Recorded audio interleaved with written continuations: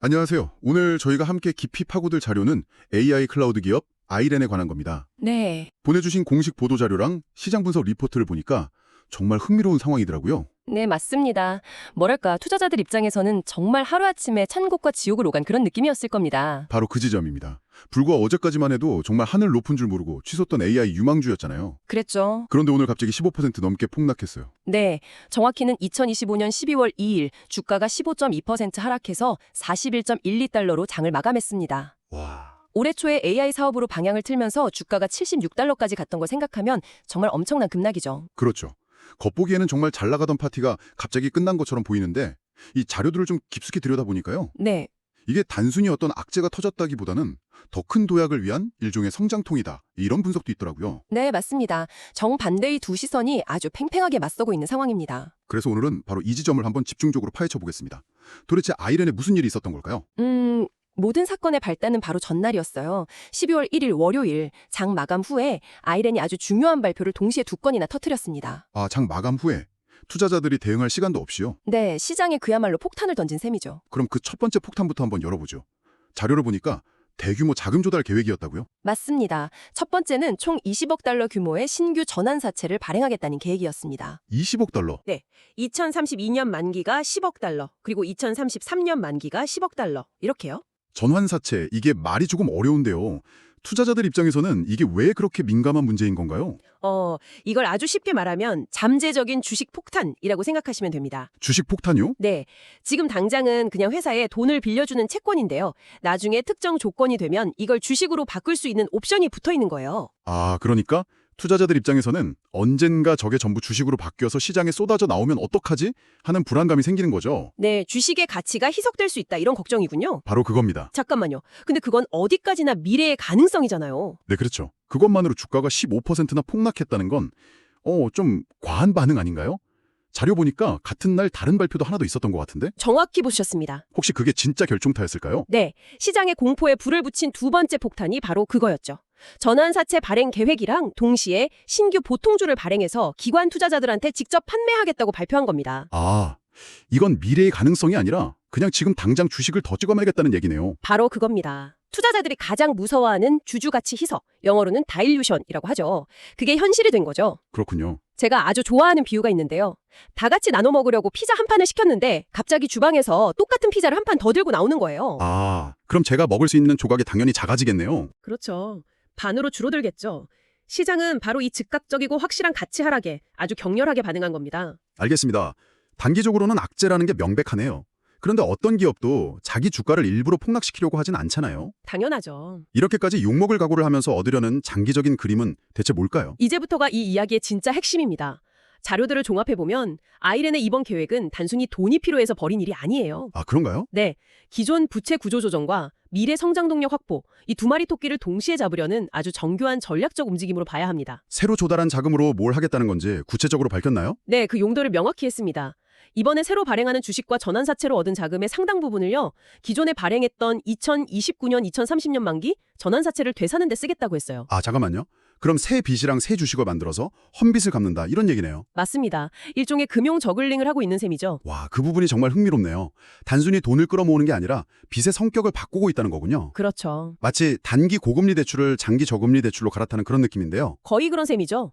더 깊이 들어가 보면 이런 움직임의 배경에는 아이렌의 그 폭발적인 성장이 자리 잡고 있거든요. 네. 자료에 따르면 올해 초에 AI 인프라 기업으로 변신을 선언하면서 주가가 15달러에서 76달러까지 그야말로 수직 상승했잖아요. 네, 맞아요. 계속 필요하고 이번 자금 조달은 그 성장 엔진에 기름을 붓기 위한 뭐랄까 필연적인 과정으로 볼 수 있습니다. 그렇군요. 결국 시장은 주식 희석이라는 단기적인 고통의 비명을 질렀지만 회사 내부에서는 이건 미래를 위한 투자다라고 외치고 있는 약간 동상이몽 같은 상황이네요. 정확합니다. 그럼 시장의 부정적인 시각이랑 또 회사의 계획을 긍정적으로 보는 시각을 좀 더 자세히 비교해 볼까요? 네, 명확하게 두 가지 해석이 충돌합니다. 먼저 시장을 지배한 부정적인 해석은 우리가 이미 이야기한 즉각적인 희석에 대한 공포예요. 네. 불확실성을 세상에서 제일 싫어하는 시장의 특성이 그대로 드러난 거죠. 미래의 성장은 잘 모르겠고 당장 내 피자 조각이 작아지는 건 못 참겠다. 이런 반응입니다. 투자자 입장에서는 지극히 합리적인 반응일 수도 있겠네요. 물론입니다. 반면에 분석 리포트에서 제시하는 긍정적 해석은요. 아이렌이 굉장히 영리하게 재무 구조를 개선하고 있다는 점에 주목합니다. 아, 영리하게요? 네, 곧 갚아야 할 단기 부채, 즉 2029년, 2030년 만기 채권을 아주 먼 미래의 장기 부채, 2032년, 2033년 만기로 바꿔버렸으니까요. 아, 이걸 전문 용어로 부채 만기 연장이라고 하는데 회사의 재무적 안정성을 크게 높이는 효과가 있습니다.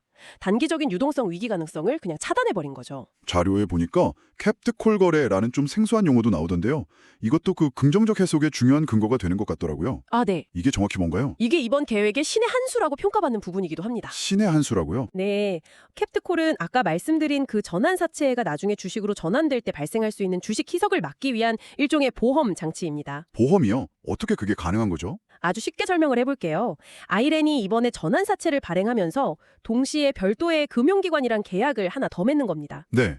우리 주가가 나중에 200달러가 되더라도 우리는 100달러의 주식을 살 수 있는 권리, 즉 옵션을 미리 사둘게 라고 약속을 하는 거죠. 아, 덕분에 나중에 실제로 전환사채를 주식으로 바꿔줘야 할 때 시장에서 비싼 값에 주식을 사오는 게 아니라 미리 사둔 이 옵션을 사용해서 훨씬 싸게 주식을 확보할 수 있게 되는 겁니다. 아하. 그러니까 시장에 풀릴 주식 물량을 회사가 직접 그리고 저렴하게 흡수해서 기존 주주들의 지분 가치가 희석되는 걸 최소화하는 일종의 방패막 역할을 하는 거군요. 바로 그겁니다.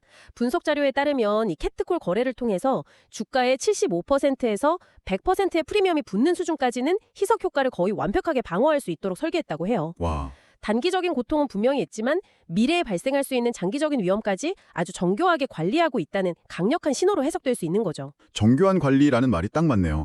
하지만 그 정교함이 투자자들한테는 그냥 이해할 수 없는 복잡한 금융 상품으로 들릴 수도 있지 않을까요? 굉장히 중요한 지적입니다. 회사가 너무 똑똑한 척하다가 오히려 시장의 신뢰를 잃는 경우도 종종 있잖아요. 시장의 반응이 그걸 보여주죠.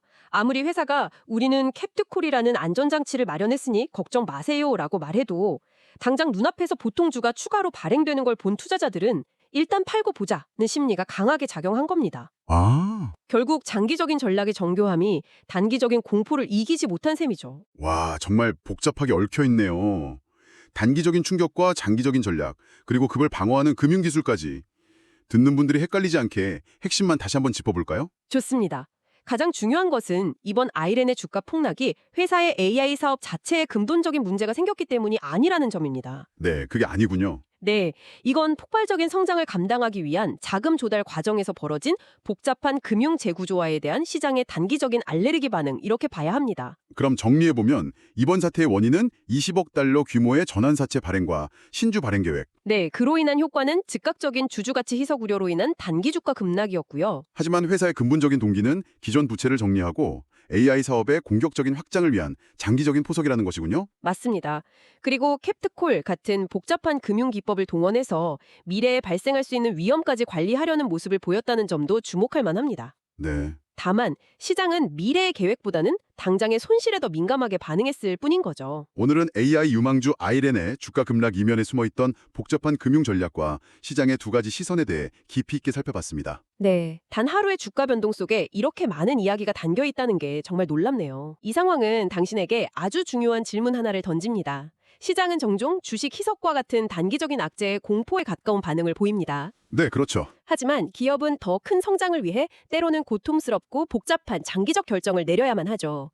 관찰자 혹은 투자자로서 당신은 기업의 즉각적인 고통과 장기적인 전략적 목표 사이에서 어떻게 균형을 잡고 판단하시겠습니까?